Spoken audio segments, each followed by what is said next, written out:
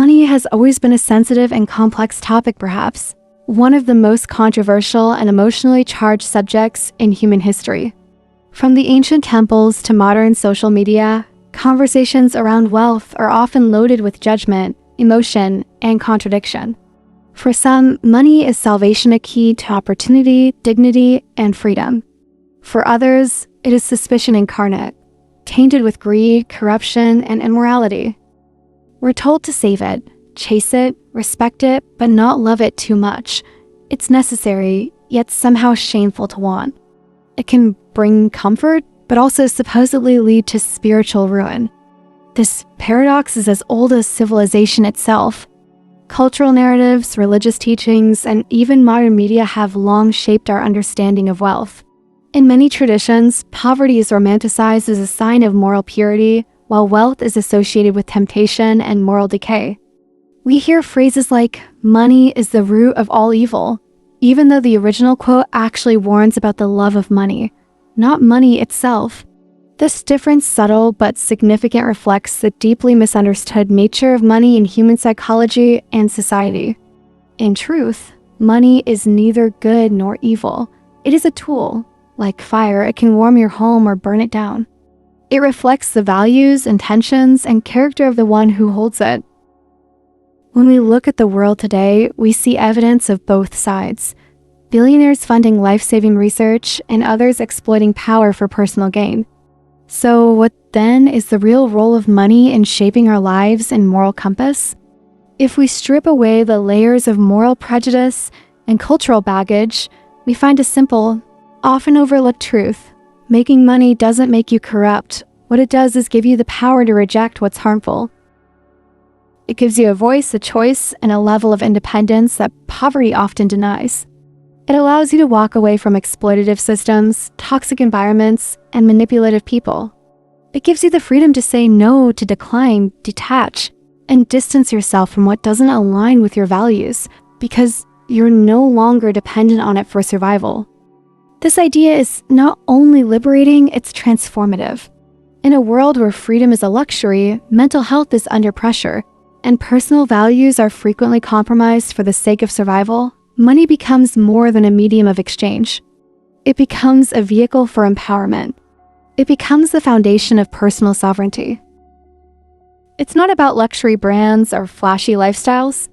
It's about the freedom to live in alignment with who you are, to reject harmful jobs, harmful relationships, harmful systems, and even harmful habits. To explore this concept fully, we must go beyond surface-level discussions about wealth and morality. We must examine the societal structures that tie poverty to virtue, the psychological burden of financial dependence, and the empowering role of financial autonomy. We must acknowledge how money, when earned ethically and used wisely, can protect our integrity, not destroy it. So let's challenge the conventional wisdom that demonizes wealth. Let's redefine what it means to make money in a way that restores dignity and agency to the individual. Let's explore why, in many cases, it's not poverty that protects virtue, but rather financial empowerment that allows virtue to flourish. Let's talk about how making money honestly and consciously doesn't corrupt you. In fact, it may be the very thing that saves you from corruption. 1. Money doesn't corrupt you. It reveals who you truly are. One of the most persistent and deeply embedded prejudices in our society is the belief that having money inherently makes you a bad person. This idea shows up everywhere, from religious parables and old folk sayings to modern movies, where rich characters are frequently portrayed as cold, greedy, disconnected, or even villainous. Meanwhile, the poor are often shown as morally upright, spiritually rich, and closer to true humanity. This cultural bias is so widespread that many people internalize it without ever questioning it. But is this really true? Does wealth automatically poison a person's soul? Or are we confusing corruption with amplification? The reality is that money doesn't change people. It reveals them. It lifts the veil of necessity and allows people to operate from a place of greater freedom to express, to choose, to create, and to act in alignment with their desires and values. And when you remove the immediate pressure of survival, when a person no longer has to take every job, accept every deal, or say yes to every demand, they show you more clearly who they really are. Think of money as a mirror or an amplifier. It doesn't manufacture greed or generosity, cruelty or kindness. It simply magnifies what's already there. A dishonest person without money might lie, cheat, and manipulate in small ways. Give that same person power and resources, and they might exploit others on a larger scale. On the other hand, someone with deep integrity, compassion, and vision might use money to uplift not only themselves, but also their families, communities, and even strangers. To illustrate this, look at real-world examples. There are billionaires who spend their fortunes on self-indulgence, status symbols, and monopolistic power. But there are also billionaires funding life-saving vaccines, climate solutions, educational programs, and humanitarian aid. On a smaller scale, there are countless individuals, teachers, artists, entrepreneurs, parents who, when financially empowered, use their money not to dominate others, but to care for them, create opportunity, and express their values more fully. What makes the difference isn't the presence of money, but the maturity, self-awareness, and ethics of the person using it. Here's a metaphor to consider. Money is like fire. In the hands of someone reckless or malicious, it can be destroyed. In the hands of someone wise and caring, it can provide warmth, light, and transformation. Fire doesn't choose how it's used. The wielder does. This understanding is vital because if we blindly accept the belief that rich equals bad, we do something dangerous. We make poverty seem morally superior by default. And while there is great nobility in surviving and thriving despite lack, there is no virtue in suffering for its own sake. Financial struggle doesn't automatically make someone more ethical, just as financial wealth doesn't automatically make someone corrupt. In fact, this mindset can be a barrier to empowerment. People who internalize the belief that money corrupts may unconsciously sabotage their own financial growth. They may feel guilty for charging fairly for their work, for seeking abundance, or for dreaming bigger. They may fear judgment from their communities or their families. And ironically, by avoiding financial power, they may remain stuck in systems or relationships that compromise their deeper values. Here's a more helpful question than, does money make you bad? Instead, ask, what does a person do when they are no longer trapped by survival? This question opens up a world of insight. It forces us to consider what happens when someone finally has the time, space, and resources to make choices not based on desperation, but on desire. Some people may chase status. Others may finally heal, give back, create art, or start a mission-driven business. Some may leave toxic jobs or abusive relationships. Some may finally invest in their health, mental wellness, or education. The truth is, most people don't even know who they truly are until they are financially free. Until then, they're often in reactive mode, doing what they must rather than what they value. Imagine two versions of the same person. In version 1, they're living paycheck to paycheck. They can't afford to quit their job even if it's damaging. They say yes to clients they dislike, people who drain them, or projects they know are wrong for them. They compromise because they must. In version 2, the same person has built enough financial stability to choose. They don't need to tolerate what's toxic. They can afford to say no without risking survival. They can design a life that fits their ethics, not just their expenses. Which version is more likely to live with integrity? Money doesn't guarantee morality, but it gives people the space to act with intention instead of desperation. It offers the option of alignment. So when someone becomes wealthy and then begins acting selfishly or cruelly, we should be cautious about blaming the wealth itself. It may be that those behaviors were always latent, just waiting for the opportunity to surface. Likewise, when someone gains money and uses it for good, we shouldn't be surprised. That person likely always carried those values.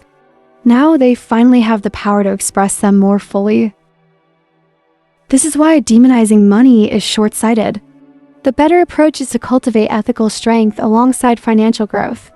If someone is already committed to compassion, honesty, and service, then earning money only increases the capacity to live those values.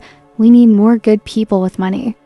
Because money in the hands of someone who has integrity doesn't corrupt, it creates a positive impact.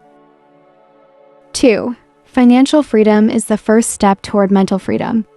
Money is often discussed in terms of luxury and materialism, but for most people, the real issue is not about wanting to be rich, it's about wanting to be free.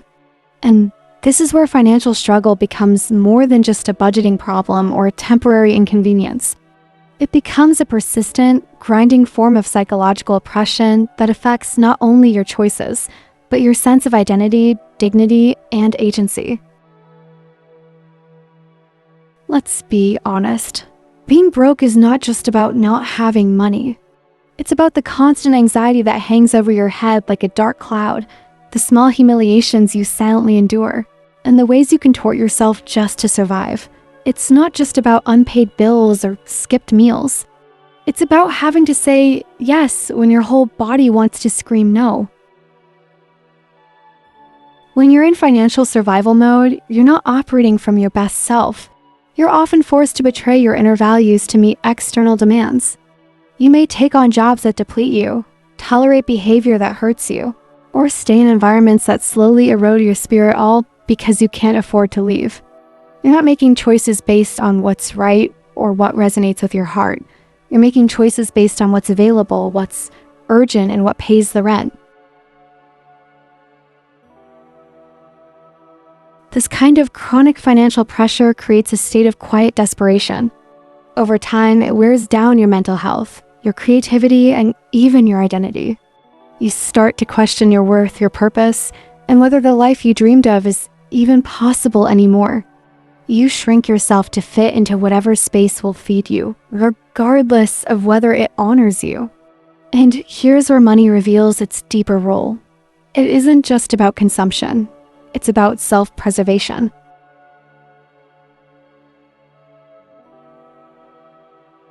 When you have money, not obscene wealth, but enough to meet your needs and provide stability, you gain something that people in financial distress often lack: the power to say no.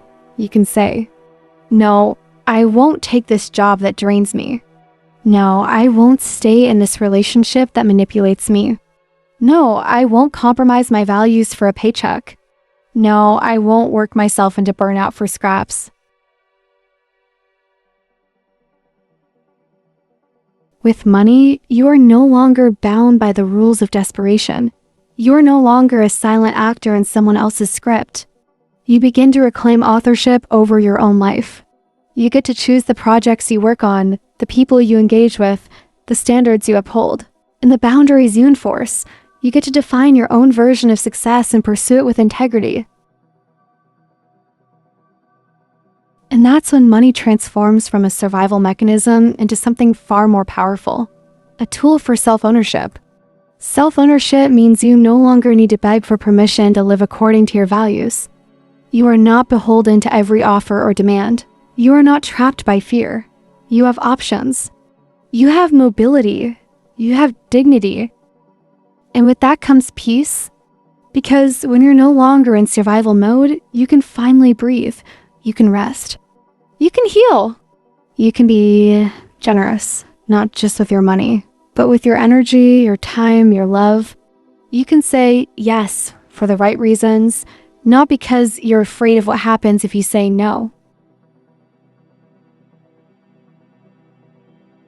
Let's also acknowledge the emotional labor that financial instability forces people to carry. It's exhausting to always be calculating, hustling, negotiating, stretching, and sacrificing.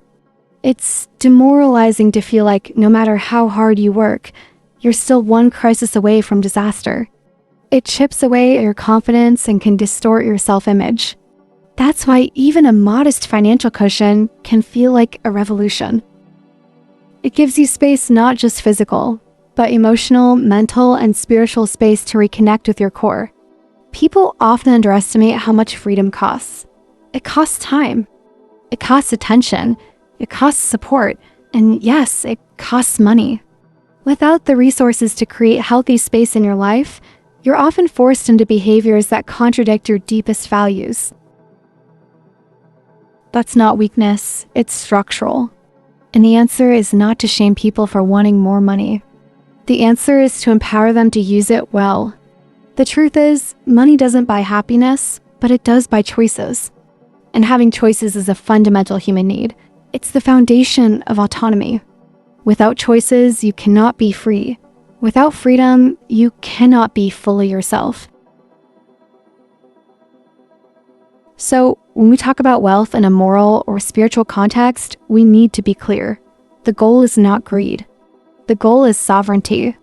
To be the kind of person who can stand tall, walk away when needed, and act from values instead of necessity. That's what financial empowerment makes possible.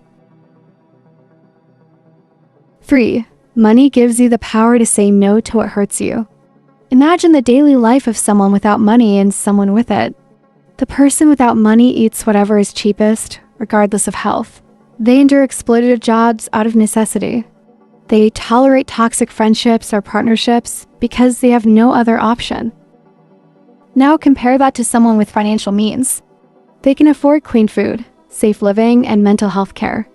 They can leave harmful jobs without fear. They can choose their company not out of desperation, but out of alignment. The biggest difference isn't in the bank balance, but in the power to choose. Money doesn't automatically make someone kind or wise, but it does mean they no longer have to trade dignity for survival. It gives them the chance to reject what's harmful, be it habits, people, or systems. 4. The belief that money is evil benefits those who want you powerless. Throughout history, those in power have often romanticized poverty and demonized wealth. They glorify suffering, promote spiritual submission, and tell the poor that money is corrupt while hoarding it for themselves. Why? Because broke people are easier to control. They'll work harder, complain less, and obey more because they have no choice. But when you have money, you become harder to manipulate. You gain a voice. You can build, resist, create, and contribute. You don't need approval to do what's right for you. So the idea that money is bad is not spiritual truth, it's a social control tactic. And when you stop believing it, you take your first real step toward freedom. 5. Money helps you uphold the values you believe in. Want to protect the environment? That's easier when you can afford to buy reusable goods or organic food instead of cheap, plastic-laden products. Want to support vulnerable communities? You can do far more with donations, business opportunities, or nonprofit work if you have money. Want more quality time with your family? That's possible when you're not juggling 3 jobs to pay rent. Want to write, make art, meditate, or volunteer? Easier when you're not stressed about your next meal, ... In short, money empowers you to live your truth and help others live theirs too. 6. Money should be used to live well, not just to show off. Of course, money can be misused. Some people use it to boast, to control, to hurt others. But that's a problem of consciousness, not of cash. We must separate having money from misusing money. Earning money through effort, intelligence, creativity, or kindness is not corrupt. In fact, it creates a foundation for sustainable, ethical living. The question isn't whether you have money, but whether you're wise enough not to let money have you. 7. Making money is a form of self-respect. Ultimately, making money through your own skills, time, and effort is an act of self-respect. You're not mooching, you're not deceiving. You're not depending. You're building something valuable and receiving a fair reward. That's not just economic, it's deeply moral. The money you earn says, I can take care of myself. I can say no to what hurts me. I can choose what's right, not just what's necessary. There is nothing corrupt in that. Conclusion: freedom isn't free, and money is part of freedom. We live in a world where everything has a price, from groceries to healthcare to the time it takes to rest and love. That means money isn't evil, it's the gateway to living a more honest, ethical life. Making money doesn't make you corrupt. In fact, it helps you avoid corruption. It allows you to reject harmful people, toxic systems, and soul-crushing choices. It gives you a way to preserve your integrity, not sacrifice it. Just remember, money is a tool, not a master. And if you can master your relationship with money, you're mastering your freedom. Don't forget to like, share, and subscribe.